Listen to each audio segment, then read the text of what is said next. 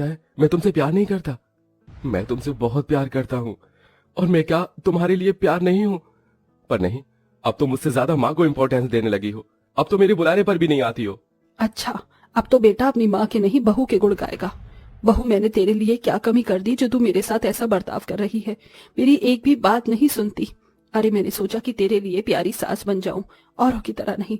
पर बस कीजिए आप लोग मुझे क्या समझते हैं? अरे मैं भी इंसान हूँ, मेरे भी जज्बात है। मैं कोई रोबोट मशीन नहीं हूँ जो दोनों के काम एक साथ एक समय पर कर पाऊं और सुन भी पाऊं। इतनी देर से प्यारा प्यारी लगा रखा है आपने। अरे आप दोनों मेरे लिए बहुत प्यारे हैं, पर मेरे बारे में किसी ने एक बार भी सोच नहीं। नवेली किंजल अरविंद से शादी करके घर में आई थी। बहू, अब दाएं पैर से चावल के कलश को पैर से मारकर अंदर आ जाओ। जी माँ जी। किंजल चावल का कलश गिराकर अंदर आ जाती है और सास बहू के माथे पर चूमती है। पता है, कब से मैं तेरा इंतजार कर रही थी। अब देख, हम दोनों कितनी बातें किया करेंगे। मैं अकेली बहुत बोर हो जाती थी क्योंकि मेरा अरविंद बेटा काम पर चला जाता था। पर अब हम यहाँ सास बहू की तरह प्यार से रहेंगे। मेरी प्यारी बहू बनेगी ना? मैं तो आपकी प्यारी बहू हूँ और आप भी मेरी प्यारी सासू माँ हैं। अच्छा, आप सास बहू के बीच में मैं भी हूँ, मुझे मत भूल जाना। हाँ हाँ, ठीक है ठीक है। चलो, बहुत बातें हो गई। अब सारी जिम्मेदारी अच्छे से संभाल के एक सर्वगुण संपन्न बहू होने का किरदार निभाती है।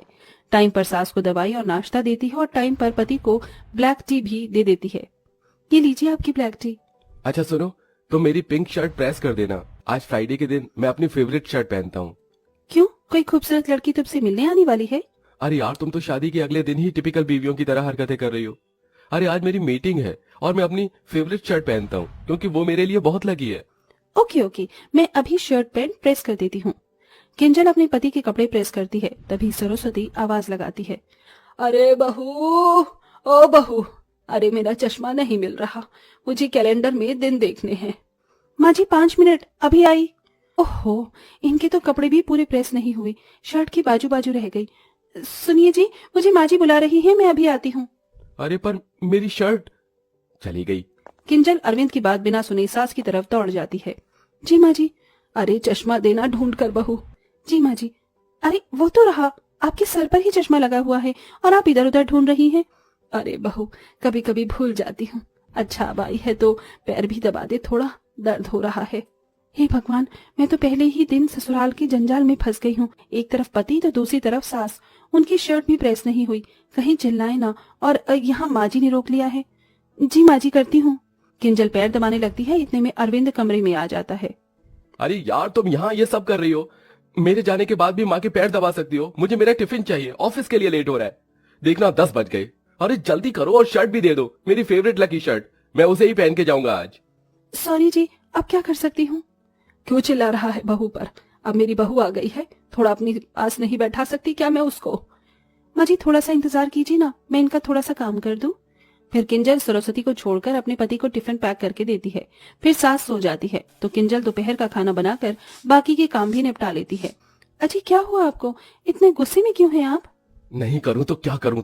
तुम्हें कहा था ना मैंने, आज मेरी इंपॉर्टेंट मीटिंग है। ये मेरी फेवरेट शर्ट है, प्रेस कर दो। और तुमने क्या किया? ढंग से प्रेस भी नहीं की। अब आंखों में आंसू क्यों ला रही हो? सॉरी जी, आगे से ख्याल रखूंगी।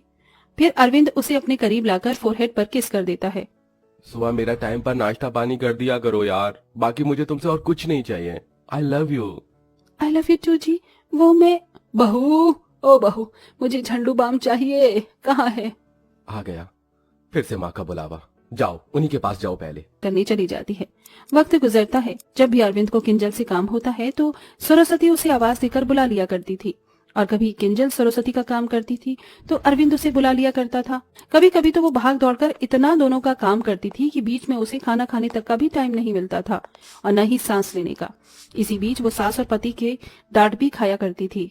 हर रोज की तरह आज भी किंजल खाना बना रही थी कि अरविंद कहता है, अरे यार, मेरे सॉक्स और रुमाल बेल्ट कुछ भी नहीं मिल रहा है, ढूंढ कर दे दो। जी आई। हे भगवान, मैं क्या करूं, मुझे समझ नहीं आ रहा। अपने पतिदेव के पास जाऊं या सासू माँ के पास? मुझे तो वॉलीबॉल की तरह इधर उधर पटकते रहते हैं। किंजल अरविंद का काम कर सामान ढूंढने लगती है। अरे ये रहा आपका सामान, ये लीजिए, अब चलती हूँ। अरे इतनी जल्दी में क्यों जा रही हो? थोड़ा मेरे पास भी बैठ जाया करो। जब देखो माँ के पास ही रहती हो या दूसरे काम करती रहती हो। अरविंद मेरे पास टाइम नहीं है, क्या करूं, रात को आपसे बात करूं तो आप सो जाते हैं। तो इसमें मेरी क्या गलती है, करो। अरे बहू, मेरे पोहे बने कि नहीं बने? बना रही हूँ माँ जी, बस थोड़ी देर और। मैं जा रही हूँ। अरे ये जलने की बदबू, हे भगवान, इनका लंच जल गया। Sorry Arvind ji, sorry. आप प्लीज आज बाहर से खाना खा लेना। किंजल भागते भागते पहले रसोई में जाकर गैस बंद करती है और फिर उसे साफ करके सास का पोहा बनाकर उसे ला कर देती है। देर से लाने पर वो भी कह देती है, तू तो 2 मिनट में मैगी की तरह पोहा बनाकर ले आई। अच्छा हुआ। कैसी बहू है तू, मेरा एक काम नहीं सुनती, बस पति से ही चिपकी रहती है। ऐसे ही 2 महीने गुजर जाते हैं। बेचारी किंजल सास और पति के बीच में पिसकर रह जाती है, पर एक दिन बर्दाश्त से बाहर हो जाती है। दोनों सास और पति किंजल पर काम का राशन पानी लेकर, मैं भी इंसान हूँ, मेरे भी जज्बात हैं, मैं कोई रोबोट मशीन नहीं हूँ जो दोनों के काम एक साथ एक समय पर कर पाऊँ और सुन भी पाऊँ। कभी आपका काम करूँ तो माँ जी बुलाती है, माँ जी का काम करूँ तो आप बुला लेते हैं, फिर दोनों को बुरा लगता है। मुझसे जितना हो पाता है मैं उतना करती हूँ, पर कोई मेरे बारे में भी तो सोचे। बहू, इसकी गलती है, ये तुझे बुलाता है गलत टाइम पर। आप तो टाइम अपनी सास और पति से कोई बात नहीं करती, लेकिन उनका काम कर देती है। बहू, तू नाराज हो गई? मुझे किसी से बात नहीं करनी अभी। अरविंद भी किंजल से बात करने की कोशिश करता है तो वो मुंह फुलाकर दूसरी तरफ सो जाती है। अगले दिन अरविंद बिना ब्रेकफास्ट और लंच के ऑफिस चला जाता है, जहाँ एक तरफ उसे मैनेजर परेशान करता है तो दूसरी तरफ ओनर। अगर तुमसे काम नहीं हो रहा है तो बता दो अरविंद, मैं कुछ और देख लेता हूँ। ओनर के जाते ही अरविंद सर पकड़ के कहता है, भैंस की आंख मेरे तो दिमाग का दही कर दिया है। एक तरफ मैनेजर बड़बड़ करता रहता है, उसकी कॉल्स आती रहती हैं, ये करो वो करो। दूसरी तरफ ओनर आकर बकवास करता है कि इंतजाम करो, ये करो वो करो, जैसे मेरे साथ हो रहा है। माँ। अचानक से दोनों एक साथ काम करती हुई किंजल के पास कान पकड़कर कहते हैं, मुझे माफ कर दे, मैं तेरी परेशानी समझ नहीं पाई। किंजल, मुझे माफ कर दो, अब मैं तुम्हें ऐसे परेशान नहीं करूंगा। माँ आप। अरे आप दोनों एक साथ? बहू, मुझसे गलती हो गई, माफ कर दे। मुझे भी समझना चाहिए था और तुम दोनों को टाइम देना चाहिए था। बार बार कबाब में हड्डी की तरह तुझे आवाज लगाती रही। और मुझे भी समझना चाहिए था, मैं भी बार बार किंजल तुमको बुलाता था। सॉरी माँ, मैंने आपको बुरा बुरा कह दिया। कोई बात नहीं बेटा।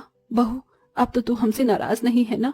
नहीं, आप दोनों से मैं कैसे नाराज हो सकती हूँ? थी आपको थोड़ी, पर अब जो हो गया जाने दीजिए। ठीक है बहू। इस तरह सास और पति को अपनी गलती का एहसास हो जाता है और वो किंजल को बिना परेशान किए उसके साथ